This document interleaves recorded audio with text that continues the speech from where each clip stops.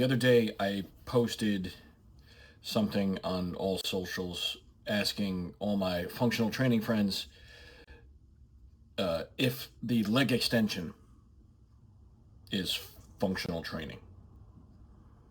And I got some responses, some private messages saying, what are you getting at? Because those who know me, I don't just ask questions for a yes or no. I ask questions to start conversations, basically. So, the cheeky, what are you doing? What are you getting at? But it comes down to this. With functional training, if we're going to train an older sedentary population, we're looking at, okay, getting up and down off the toilet. Okay, so what are we going to do? We're going to work on squatting. Wow, car was loud. We're going to work on squatting, right? Because that simulates getting off the toilet seat. So we're going to develop that motion. Now, in order to stand up, what do we need? We need quadriceps. But if they're having trouble standing up, that means their quads aren't strong enough to get them up.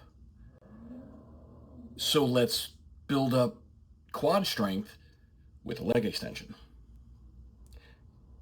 It's not function. See, it was a trick question. It's not functional training per se, but it's definitely necessary for the concept of functional training for, working on the everyday activities.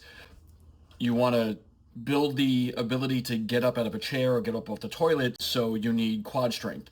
If you physically can't do that, and that's the whole reason why we're working on this, we need to develop the quad strength somewhere else, and that's where the leg extension can come in. So it's not a yes or no question. It's because everything is all-encompassing, and everything is... Oh, there's my dog. There he is. Say hi to Ra. Everything is integrated. We work one thing, develop strength for something else. And that is what the human body is, and that's what, as trainers, we need to be focusing on. It's not just do this one thing and you're going to get better. No, we need to build up to that motion.